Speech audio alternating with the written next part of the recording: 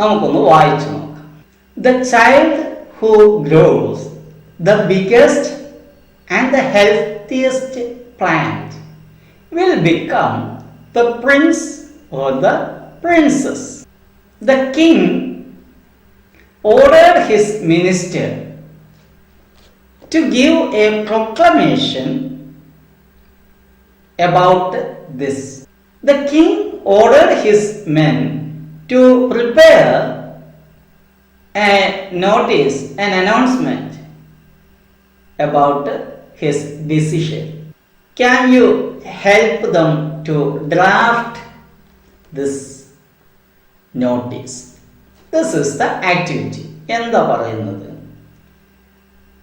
The child who grows the biggest, healthiest plant will become the prince or the princess.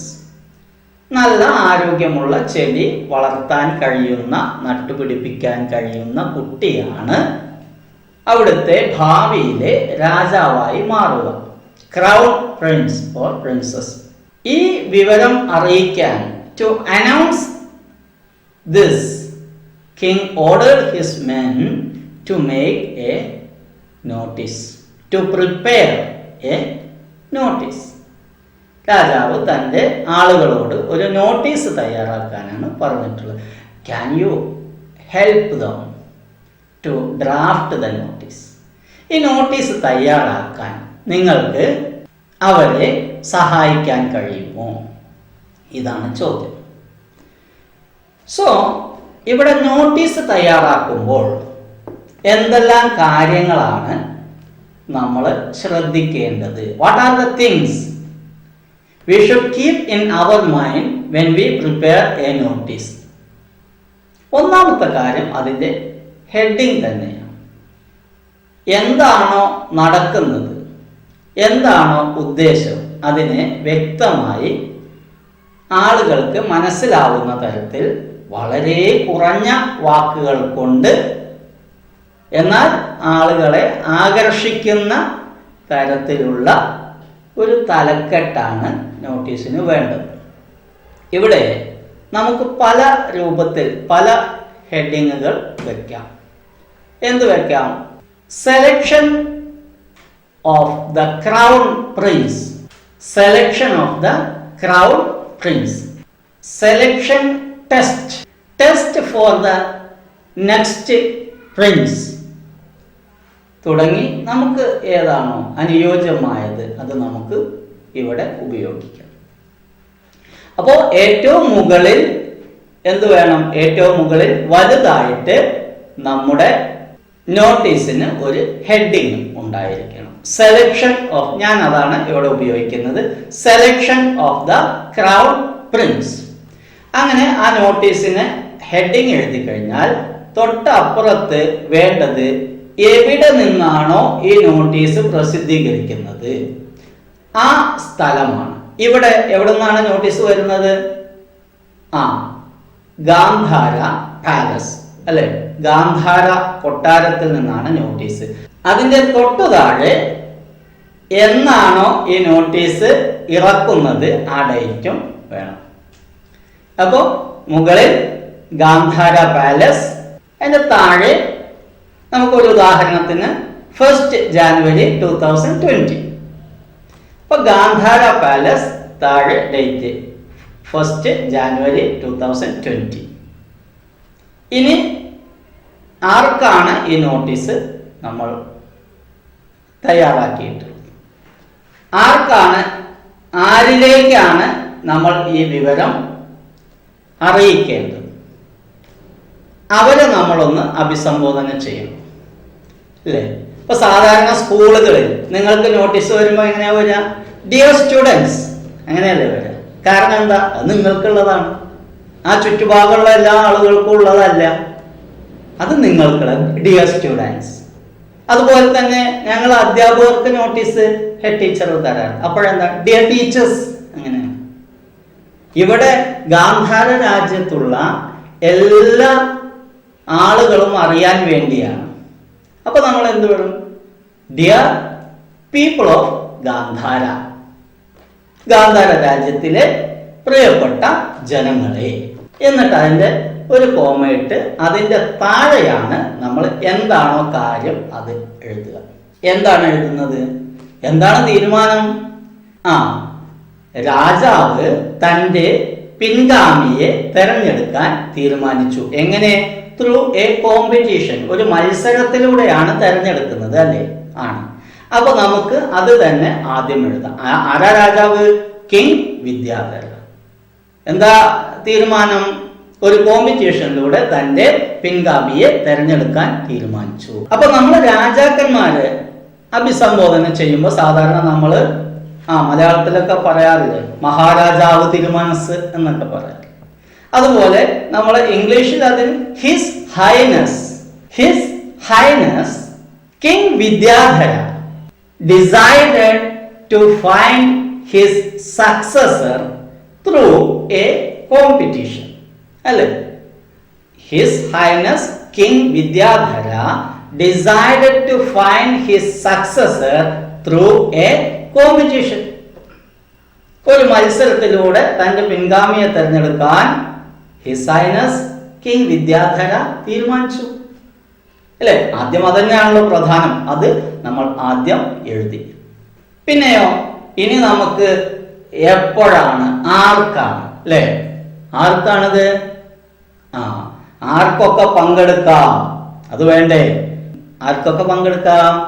Smart and intelligent boys and girls, അല്ലേ? Smart and intelligent children below 14 years. ഞാനിവിടെ അങ്ങനെയാണ് പറഞ്ഞത്.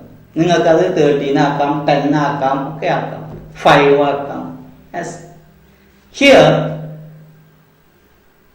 the intelligent children, smart and intelligent children below 14 years can participate in this competition.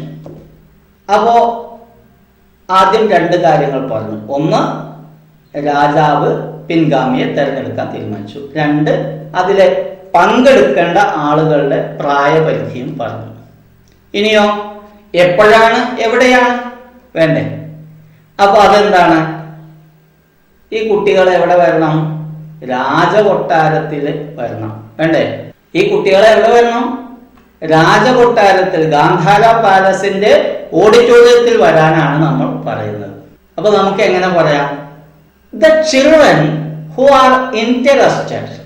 താല്പര്യമുള്ളവർ വന്നാൽ മതിയല്ലോ, അല്ലാത്തവര് ഇതിന് പോകണ്ടല്ലോ. പക്ഷേ everyone will be so interested. Why? എന്താ? വിജയിച്ചാൽ he will become the next king of the kingdom Gandhara. The children who are interested should report at the palace auditorium. The children who are interested should report at the where? Gandhara Palace Auditorium on 5th January 2020 Sunday at 10 AM. ജനുവരി 5-ാം തീയതി ഞായറാഴ്ച കാലത്ത് 10 മണിക്കാണ് മത്സരം നടക്കുന്നത്. So the interested children should report at the Palace Auditorium on 5th January 2020 at 10 AM. Clear? Okay. This is the body of this notice. ഇനി നമുക്ക് എന്ത് ചെയ്യാം? ചില ആളുകൾ ഇത് മുഴുവൻ വായിക്കില്ല, ചിലർക്ക് വലിയ തിരക്കുണ്ടാവുമല്ലോ. അപ്പോ നോട്ടീസ് തയ്യാറാക്കുന്ന ആളുകൾ എന്ത് ചെയ്യും? ഈ തിരക്കുള്ള ആളുകളെ കൂടെ പരിഗണിക്കും. ഇതിന്റെ കാര്യം നമ്മൾ ചുരുക്കി പറയും, അല്ലേ? ഇപ്പൊ തന്നെ നമ്മൾ തന്നെ ഈ വീഡിയോ ചിലതിങ്ങനെ ഫാസ്റ്റ് ആയിട്ട് മറിച്ച് പോയില്ലേ? അപ്പൊ അതിന്റെ ഉള്ളിൽ ഇത്തരം ചെറിയ കാര്യങ്ങൾ നമ്മൾ പറയണത് ചില ആളുകൾക്ക് കാണാൻ കഴിയില്ല. നോക്കൂ, ഇവിടെ എന്ത് ചെയ്യും? ഇങ്ങനെ വളരെ സ്പീഡിൽ പോകുന്ന ആളുകൾക്ക് വേണ്ടി ചുരുക്കി എഴുതുകയാണ്. എന്ത്? വെന്യൂ, എന്താണ്? സ്ഥലം. എവിടെയാണ്? Gandhara palace auditorium. Date 5th January 2020. Time 10 AM. Okay, അപ്പോ പെട്ടെന്ന് തീരെ ഒഴിവില്ലാത്ത ആളുകൾക്ക് ഇത് ഒറ്റ നോട്ടത്തിൽ മനസ്സിലായി. What is happening? Venue Gandhara auditorium. Time, date 5th January 2020. Time 10 AM. ഇപ്പൊ പെട്ടെന്ന് ഒരാൾ നോക്കി, നോട്ടീസ് നോക്കി, അദ്ദേഹത്തിന് കാര്യങ്ങൾ മനസ്സിലായി. എന്താണ് കാര്യം? എവിടെ നിന്നാണ് നോട്ടീസ് ഇറങ്ങിയത്? It is from the palace. എന്താണ് matter? The king is going to find his successor through a competition. എപ്പോഴാണ്? It is on 5th January 2020. എപ്പോ? 10 AM, 10 മണിക്കാണ്. ആർക്കാ പങ്കെടുക്കാൻ പറ്റുക? the children below 14 years. അപ്പോ നമ്മൾ മുഴുവൻ കണ്ടിട്ടില്ലെങ്കിലുള്ള കുഴപ്പം എന്താ? Children below 40 years കണ്ടിട്ടുണ്ടാവില്ല. എല്ലാവരും കൂടെ രാജാക്കന്മാരാകാൻ പോകും. അപ്പൊ മുഴുവൻ കാര്യങ്ങളും വായിക്കണം. എങ്കിലും പെട്ടെന്ന് കാര്യങ്ങൾ ഒന്ന് ഓർക്കാൻ വേണ്ടിയാണ് നമ്മൾ ഇങ്ങനെ ഒരു ബ്രീഫിംഗ് അതിന്റെ ഭാഗമായി കൊടുക്കുന്നത്. അത് അവിടെ അവസാനിപ്പിച്ചു. ജസ്റ്റ് ഓപ്പോസിറ്റ് സൈഡിൽ ആർക്കാണ്? The responsible person.